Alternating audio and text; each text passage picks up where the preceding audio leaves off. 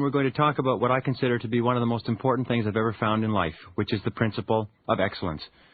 And the fact is simply this: your true success in life begins only when you make the commitment to become excellent at what you do. So without that commitment, you'll always perform at low levels, and you will never achieve your full potential. You see, the market only pays excellent rewards for excellent performance, average rewards for average performance, below average rewards for below average performance. Every study of high-achieving men and women proves that greatness in life is only possible when you become outstanding at your chosen field. In fact, if you think over your life, you cannot think of a successful person, living or dead, who was not very, very good at what they did.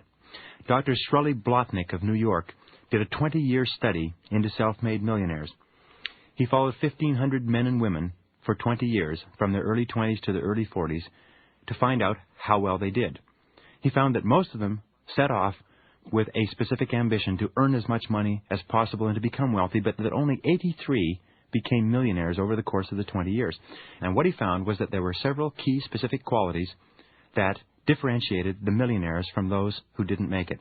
The first one was that they specialized, that very early in their careers they made the decision to do something that they enjoyed doing. And as a result of doing something they enjoyed doing, they became very good at it. And becoming very good at it, they were eventually paid very well. They became totally absorbed in their work. As a matter of fact, they became so totally absorbed in what they were doing that they were not even aware that they became millionaires in most cases. The money and the wealth just simply accumulated over the course of that 20 years. Specialization and total absorption in their work was the key. In addition, they were not gamblers or risk takers. Once they earned the money, they invested it carefully and let it accumulate. One day they woke up and found that their net worths were over $1 million. Now, this is very important. They held on to their money. They saved it. First of all, they chose a field they enjoyed. Second of all, they became good at it. Third of all, they were paid very well. And fourth of all, they held on to the money. They did not invest in get-rich-quick schemes. They did not try to double their money quickly. Recently, Dr. Blotnick followed up his study to find out what would be the best strategy once a person had made $1 million to make the second million.